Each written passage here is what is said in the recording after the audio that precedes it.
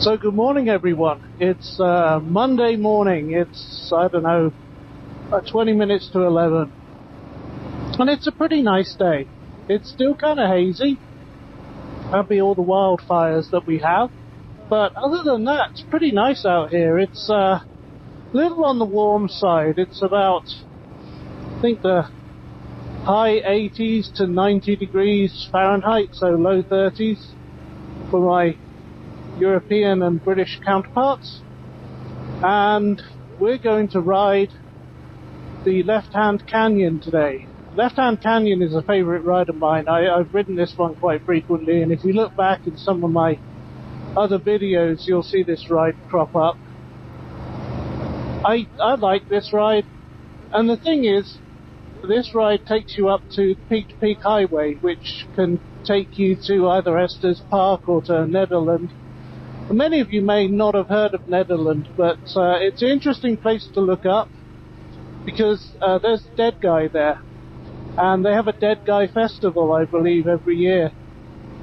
Apparently, many years ago, some dude decided he was going to cryogenically freeze himself until a later date. I'm not entirely sure how that story goes, but anyway, there's a cryogenically frozen dead guy in Nederland, and they have a festival for him every now and again.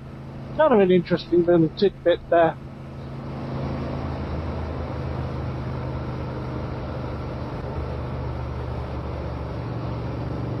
So yeah, we're going to take a ride up Left Hand Canyon. We're going to head to a town called Ward, which is at the intersection of Left Hand and the Peak to Peak Highway, or Colorado 119.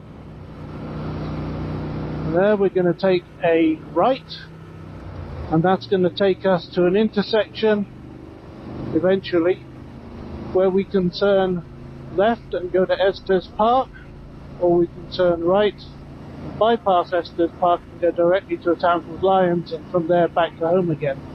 And I'm thinking at this point I'm probably going to go to Estes Park. The reason being, number one, it's a longer ride, and I'm in the mood for a long ride. And also, there's the Colorado Cherry Pie Factory, or Cherry Pie Shop, or whatever it's called. Colorado Cherry Pie Company, that's the place. It's this little place at the side of the road that does the most excellent pies. So, being the fat bastard that I am going to get a pie for lunch, and then probably bring home a couple of cherry pies for me and the missus. We can have perhaps later on for our dessert after our dinner. Anyway, that's the schedule for today, I think. Nice little ride in the countryside. There's a little cloud cover too, and that little cloud cover is nice because it's stopping the sun from absolutely baking my ass, which it will do out here. It's very strong. If you haven't been at altitude before, you may not realize this, but even a mile up as we are here, that sun is fierce sometimes. If there's no cloud cover, that can get really uncomfortable really quickly. But the one thing I will say about Colorado, it's a dry heat for the most part. What is interesting is like this dude, right? Number of bicyclists out here. Absolute mad buggers. I wouldn't do it. Even when I was actually fit, I still wouldn't do it.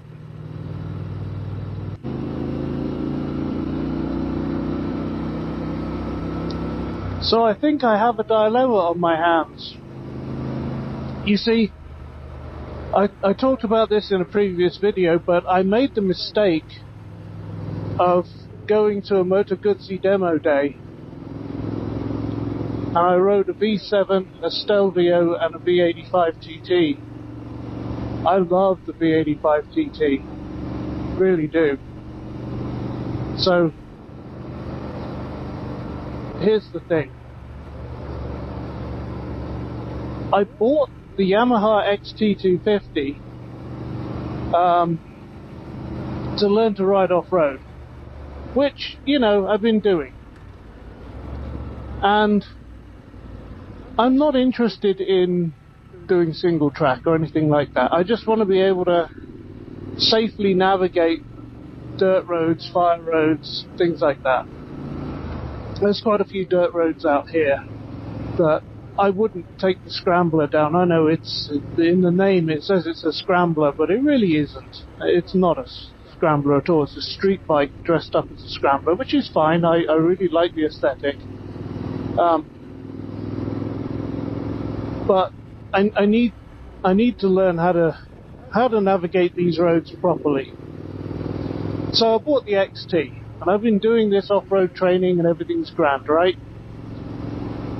But at some point, I'm going to have to upgrade the XT to something bigger. And so I've been wondering what to do about that. And of course, the Moto Guzzi demo day come along. I rode the Stelvio and the V85. Now the Stelvio is about 17,000 if I remember rightly. It's a bit out of my price range. I don't want to go to that. But the V85 TT, actually, I think I prefer it more than the Stelvio anyway, and it's considerably cheaper. So I've been thinking about upgrading, but here's the question. Do I upgrade the XT to the V85? Or do I upgrade the Triumph to the V85? I don't know. I'm in a quandary over what to do, and I'm not going to do it right now. This isn't going to be something I would do until at least next year. I want to get through this riding season on both the XT and the Triumph before I go do anything rash and spend a bunch more money. But it's just in the back of my mind, and you know, I follow Bug Moto, a gentleman by the name of Dan, who apparently shares the same brain cells I do, because we think in the same way about things. It's kind of disturbing actually seeing what he's talking about on video and realizing that same thing's playing in my head. So he's just got himself his second V85 TT. He had one before, and oh gosh, it smells nice out here. The smell of nature, hey? Nice, very nice. Anyway, he's just got himself a V85 TT, and it's beautiful. And yeah, I'm kind of in two minds about this whole thing. The other thing is, I'd really like to have a V7. That's probably never going to happen, but because the V85 makes more sense for me. I want to do some long distance rides. One of the things that I'm planning to do sometime over the next few years is the Pacific Coast Highway, and I would really like to follow that down, not just to the southern California border, but I'd like to cross the border into Mexico and keep going south until I either hit the Panama Canal or maybe the Darien Gap. I wouldn't go further than the Darien Gap for sure, but those are some of the things I'm contemplating. That's a big commitment, and requires you're not going to do that on the Yamaha. So thinking about something a little different. The V85 would fulfill that role quite nicely. So anyway, how are you guys doing? You good? Hope so. I'm good. I mean, how could I not be? I'm riding through this beautiful countryside on a Triumph. What's there not to love? I gotta figure out how to get my sound quality up, because at the moment there's all sorts of background noise. I'm using the mic that came with my Cardo kit and using the Cardo app to record my voice, and it's not it's not that great. There's a lot of background noise, and I'm not sure how to fix that. I'd be interested if any of you guys out there that also record while you're on the bike, what do you use? How do you do it? How do you get rid of all the background noise? Because I'm still figuring that out.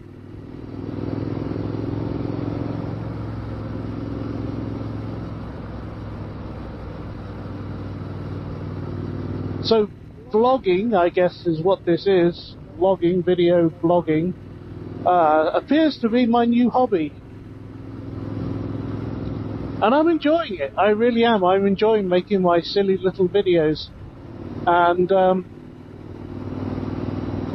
I'm learning a lot, because when I started I had a 360 cam and nothing else, and I sucked at making videos. You can look at some of my 2024 and even the 2025 videos.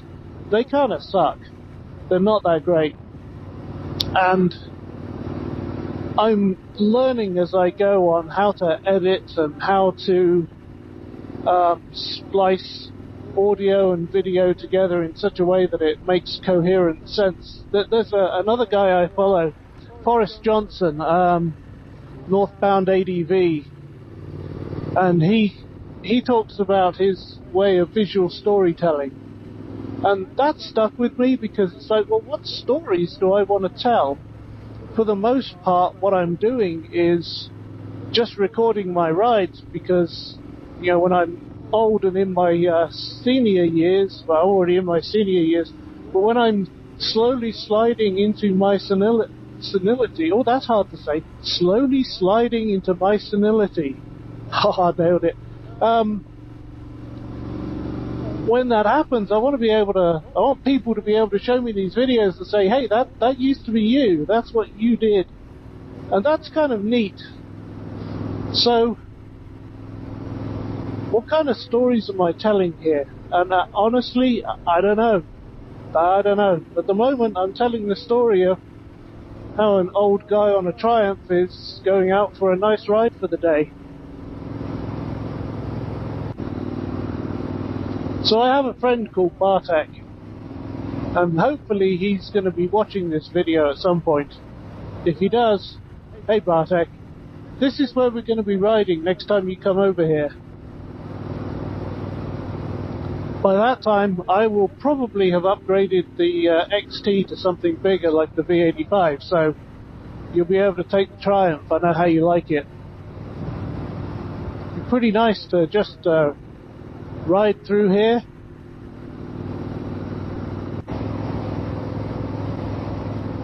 I will say one thing for the XT.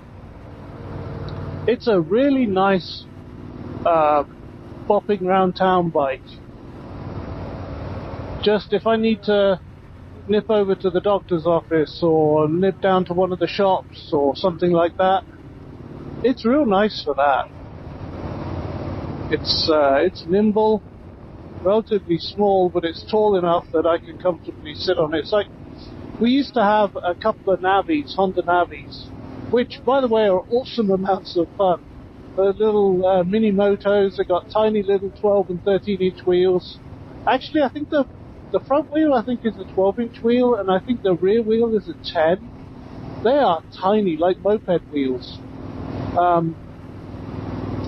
And the thing's basically a scooter with a motorcycle form factor, so you sit on it like a bike, but it rides like a scooter. And they were so much fun, but they lack a little in horsepower. I think they're like 8 horsepower, something like that. Ridiculously small, because they're only a 110cc engine. But lots and lots of fun. There's something to be said about small bikes. I do love small bikes. For some reason, they just seem like so much fun to me. The funny thing is, in the United States, this 900 is seen as a kind of an entry-level bike, which I find hilarious. So, one of the things I noticed about a lot of bike channels is that they're often deeply philosophical. they will talk about the joy of riding, and riding alone versus in groups, and the psychology of riding, and mental health and things like that. And while sometimes those things are important, I mean, I think this does my mental health the world of good. But ignoring that stuff, the whole deeply philosophical thing, I'm not very deeply philosophical. Those who know me know I'm very surface level. There's not a philosophical bone in my body for the most part. All you get from me is stream of consciousness. It's just stuff coming out of my head. There's no philosophy here.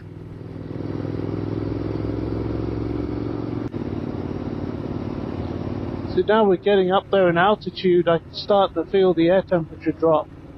It's amazing how that happens.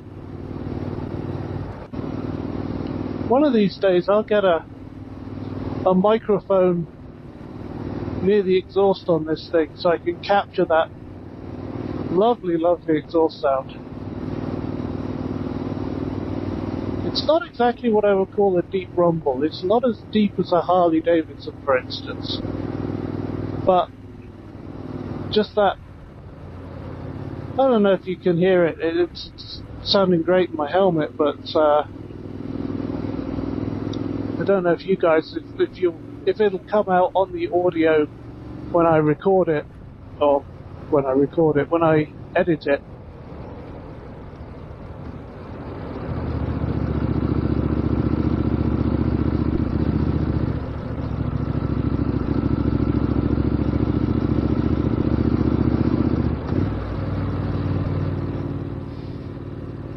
It's a funny little place this is. This is the town of Ward. And honestly, as you ride into it, it looks like you're kind of riding into a junkyard. And I don't mean that disrespectfully. But there's a lot of scrap cars at the side of the road. I'm not sure why.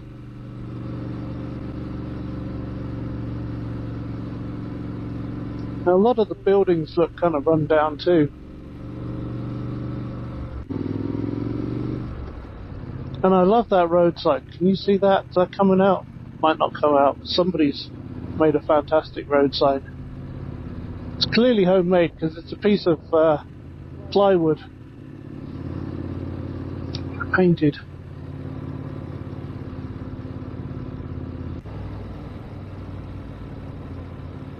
All right.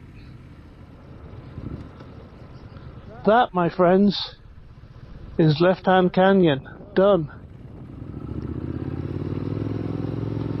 And now we're off to Estes Park.